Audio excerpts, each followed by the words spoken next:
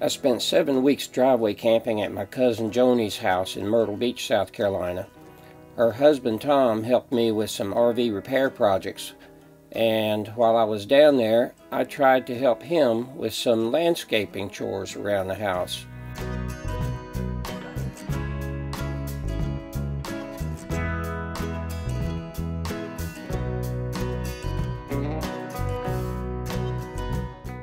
We also managed to go bike riding every other day. I took a day trip down to Merle's Inlet, Marsh Walk, and I was still testing my new camera setups and my microphones. It was very windy, the noise was terrible. I didn't have the microphone set up right, so it just did not work very well. But I had a good day, enjoyed watching the boats and hanging out.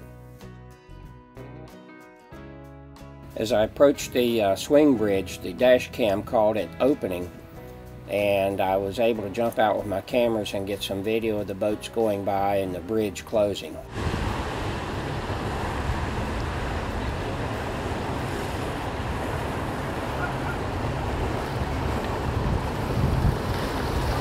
I finally left my cousin's house after 7 weeks of COVID-19 lockdown. First stop is cheap gas while I'm still in South Carolina. When you pull into a single pump station like this, my RV takes up almost the entire parking lot, and I have to get out and walk around and make sure of my exit plan for leaving. I'm on 95 heading back to Raleigh from Fayetteville. This will be my home for the next week while I take care of some doctor appointments and visit with the children in Raleigh, North Carolina. The state fairgrounds is closed indefinitely because of COVID-19, so fortunately I'm able to stay at the Elks Lodge, a very pretty, peaceful place right in the middle of Raleigh.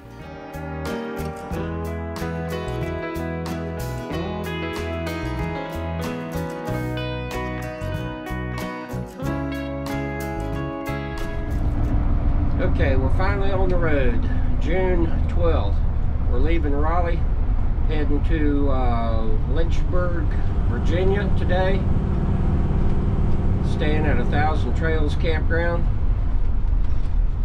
And I'm going to stay there for 2 nights, and then I'll be heading out Sunday to go to Kaiser, West Virginia, and stay there for a week with some friends. I'm going to have to make a list of everything to do prior to hitting the road. I was hoping to see if there were any roadside attractions or anything that we could stop and look at along the way, but I never got around to researching that. We're heading up 501 north of Durham and getting into the pretty and scenic country after the craziness of Raleigh and Durham and construction between Raleigh and Durham. I'm excited, looking good. Just glad to be back on the road again. Hopefully when I get to Virginia and West Virginia that restaurants will be open and I can get out and do some things. But we'll see how it is. I passed a restaurant on the left, so I pulled over to grab some takeout lunch.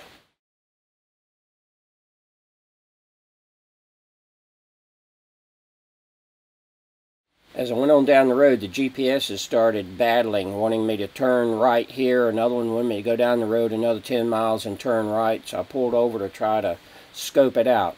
Every time I fail to do adequate planning using Street View and everything like that, I screw up in my travels. I turned on the road that the campground is supposed to be on. That turned out to be a tractor path through the country. And coming up on the campground on the left here, there were no signs saying the campground was there. The GPS, one said it's on the right, 100 yards ahead. The other one said it's on the left. And I did not know what to do. So I went down the road, turned around, came back. There's a sign on the left at the road saying, you know, the campground is definitely down this road. And as I go down the road, I almost ran past it again because there's a tiny little sign on the right there. You just barely see it. and so I pulled in. So do your trip planning ahead of time. Don't screw up.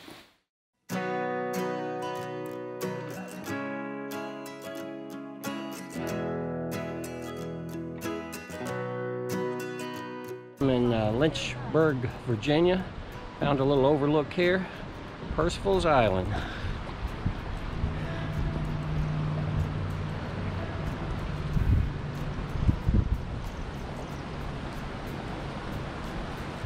This is a pretty popular place for walking. They've got a bike trail here called the River Walk, and I'm going to ride for a little ways, stop and take a few pictures. This is not so easy, but I'm going to try to shoot a little video of me on the bike.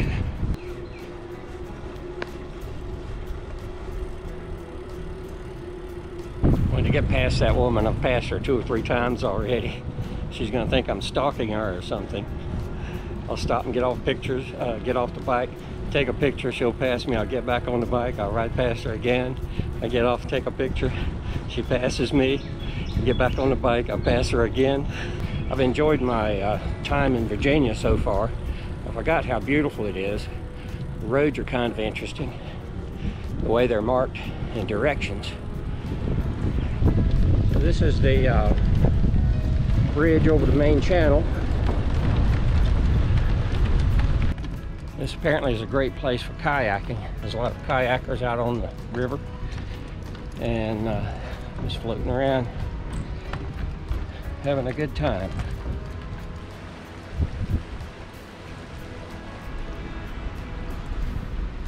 I left Lynchburg, Virginia, heading toward Kaiser, West Virginia, passing under the Blue Ridge Parkway. It may be called Skyline Drive at that point.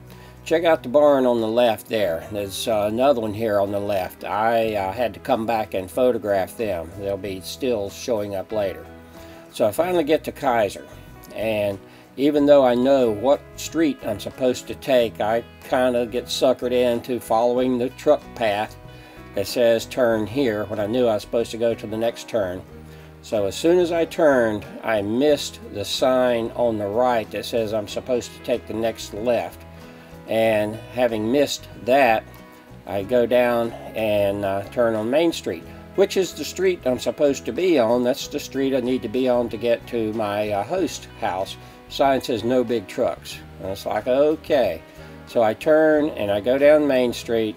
It's fairly narrow, but all the buildings are closed and boarded up. Typical downtown, small town these days. And it's a very pretty downtown, but just not a lot going on. So I get through town, and up and over the railroad tracks I go, and finally get into the neighborhood and to my final destination, where I'll be staying for the next week in Kaiser.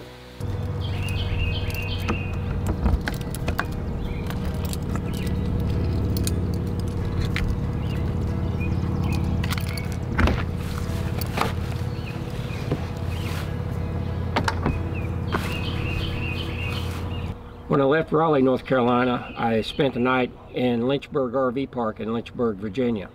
And as I was packing up to leave there to come to Kaiser, West Virginia, where I am now, I was putting away my sewer hose and my water hose and everything, and somewhere along the way I lost control of this door, and it came down and bashed me right in the nose.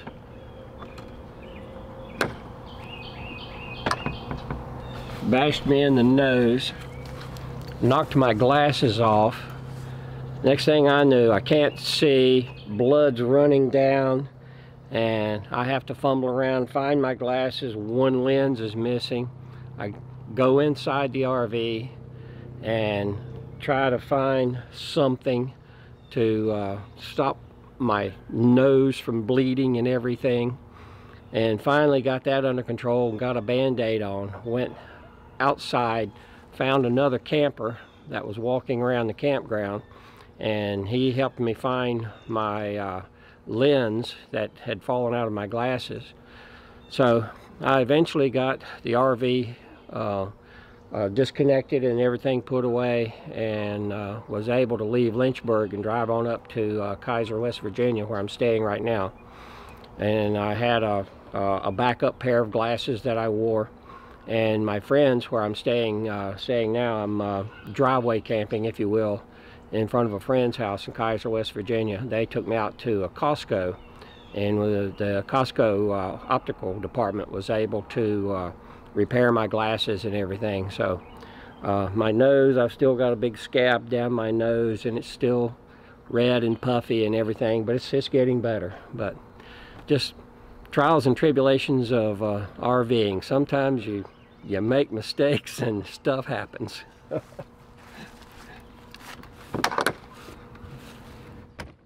These are kilns for firing pottery, is what I'm told. It must have been a ceramics or pottery factory here years back.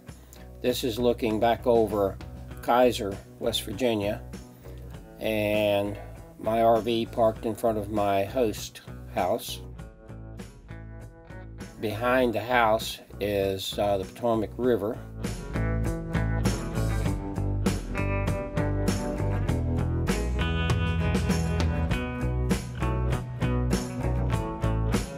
Here's the barns that we passed earlier.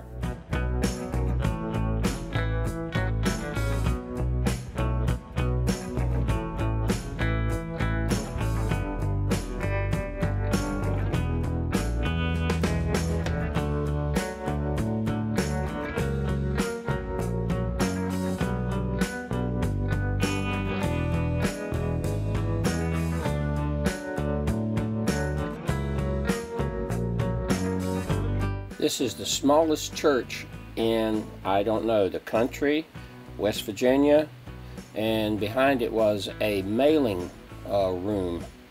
So there's the smallest church in, or the smallest post office in Florida, so that's kind of vague. This is Seneca Rock, or Seneca Rocks, and this area here is Dolly Sods, S-O-D-S, a strange name.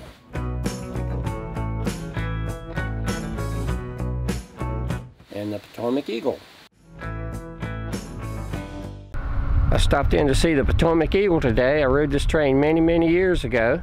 They've been shut down because of the coronavirus, but they are open and running starting this weekend, maybe, is the best information I've got. They said to check the website, and hopefully they'd have some information on the website.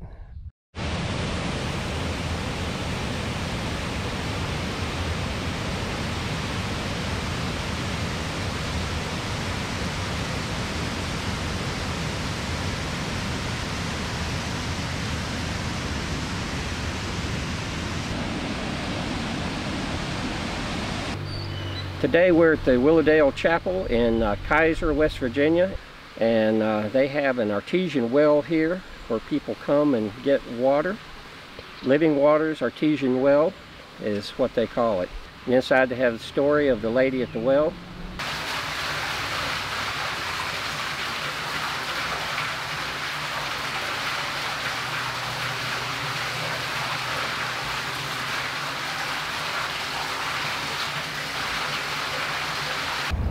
We took a day trip out to the Flying Squirrel Ranch and Farm, home of the Rada Distillery, and they also have an Airbnb there. And enjoyed hanging out for the day. They had a festival there where they were cooking hamburgers and hot dogs, and had music. Just an enjoyable day, enjoyable time hanging out, talking to everyone. This one can change the width of mash, maybe. Mm-hmm. Yeah. But it's coming out here. Yeah. That's the one he uses for the